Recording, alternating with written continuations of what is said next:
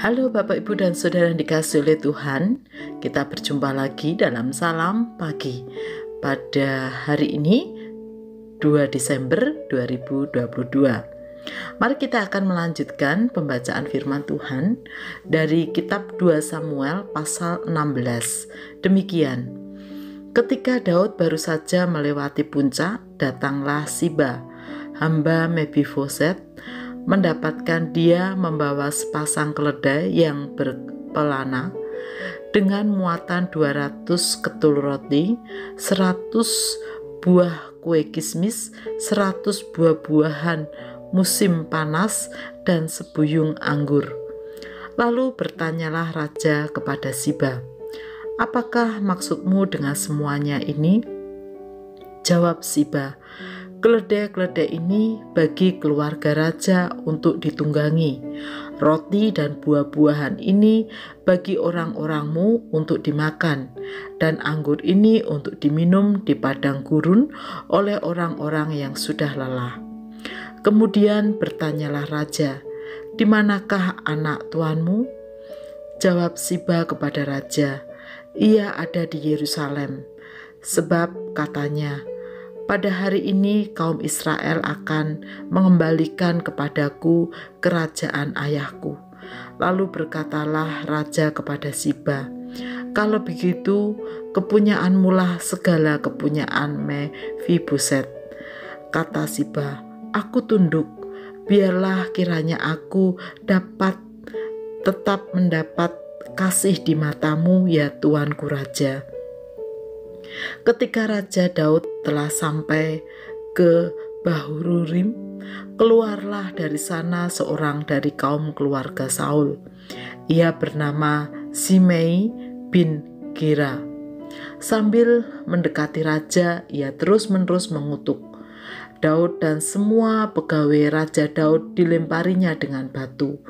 Walaupun segenap tentara dan semua pahlawan berjalan di kiri kanannya. Beginilah perkataan Simei pada waktu ia mengutuk, "Enyahlah, enyahlah, engkau menumpah darah orang dursila. Tuhan telah membalas kepadamu segala darah keluarga Saul yang engkau gantikan menjadi raja. Tuhan telah menyerahkan kedudukan raja kepada anakmu Absalom. Sesungguhnya engkau sekarang dirundung malang karena engkau seorang penumpah darah." Lalu berkatalah Abisai, anak Seruya, kepada raja, "Mengapa anjing mati ini mengutuki tuanku raja? Izinkanlah aku menyeberang dan memenggal kepalanya." Tetapi kata raja, "Apakah urusanku dengan kamu, hai anak-anak Seruya? Biarlah ia mengutuk, sebab apabila Tuhan berfirman kepadanya, 'Kutukilah Daud,' siapakah yang akan bertanya, 'Mengapa engkau berbuat demikian?'" Pula kata Daud kepada Abisai dan kepada semua pegawainya, "Sedangkan anak kandungku ingin mencabut nyawaku, terlebih lagi sekarang orang Benyamin ini. Biarkanlah dia, dan biarlah ia mengutuk, sebab Tuhan yang telah berfirman kepadanya demikian. Mungkin Tuhan akan memperhatikan kesengsaraanku ini, dan Tuhan membalas yang baik kepadaku sebagai ganti kutuk orang itu pada hari ini." Demikianlah Daud melanjutkan perjalanannya dengan orang-orangnya, sedang Simei berjalan terus di lereng gunung bertentangan dengan dia, dan sambil berjalan ia mengutuk, melemparinya dengan batu dan menimbulkan debu. Dengan lelah sampailah raja dan seluruh rakyat yang ada bersama-sama dengan dia ke Yordan, lalu mereka beristirahat di sana.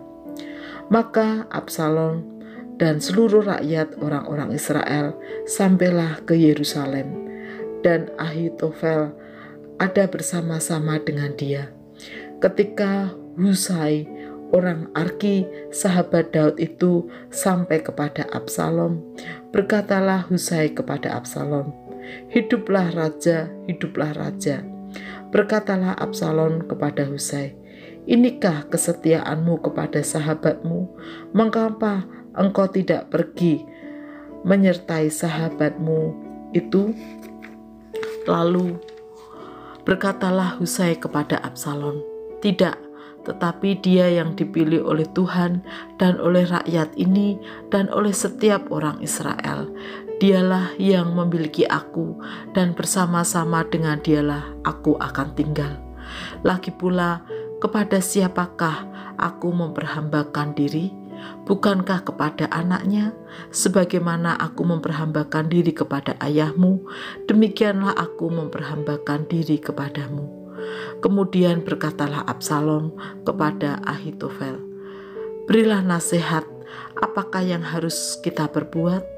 Lalu jawab Ahitofel kepada Absalom, "Hampirilah gundik-gundik ayahmu yang ditinggalkannya untuk menunggu istana. Apabila seluruh istana Israel mendengar bahwa engkau telah membuat demikian dibenci oleh ayahmu, maka segala orang yang menyertai engkau akan dikuatkan hatinya." Maka dibentangkanlah kemah bagi Absalom di atas sotoh. Lalu Absalom menghampiri gundik-gundik ayahnya di depan mata seluruh Israel. Pada waktu itu nasihat yang diberikan Ahitofel adalah sama dengan petunjuk yang dimintakan daripada Allah. Demikianlah dinilai setiap nasihat Ahitofel, baik oleh Daud maupun oleh Absalom.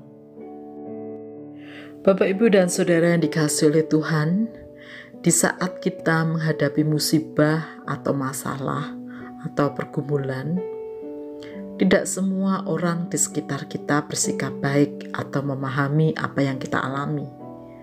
Bahkan kadang mereka bersikap sebaliknya.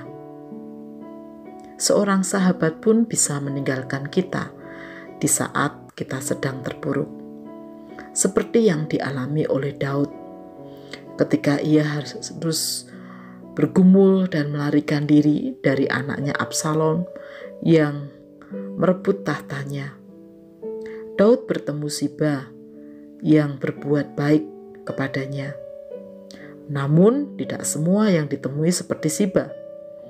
Daud berjumpa dengan Simei yang justru mengutuknya dan memarahinya terus-menerus atas musibah yang dialami oleh Daud.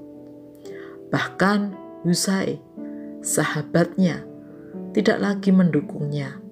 Sebaliknya, justru berpihak kepada Absalom.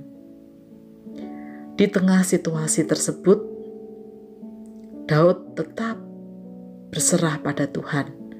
Karena itu, ia tidak membalas seorang pun.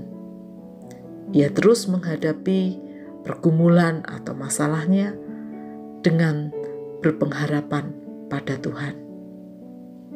Bapak, Ibu, dan Saudara yang dikasihi oleh Tuhan, belajar dari sini, kiranya kita dimampukan untuk bijak di tengah pergumulan yang kita hadapi dan menghadapi orang-orang yang bersikap tidak baik pada kita. Dan biarlah kita justru terus menaruh harapan dan bersandar pada Tuhan, sumber kekuatan dan pertolongan kita. Mari kita berdoa. Tuhan Yesus, kami menyadari bahwa kami tidak bisa menuntut semua orang untuk memahami atau berbuat baik pada kami, apalagi di tengah pergumulan yang kami hadapi. Namun kiranya Tuhan memampukan kami untuk bersikap dengan bijak, dan kami terus berpengharapan hanya kepadamu di tengah segala pergumulan persoalan yang kami hadapi. Di dalam nama Tuhan Yesus kami berdoa. Amin.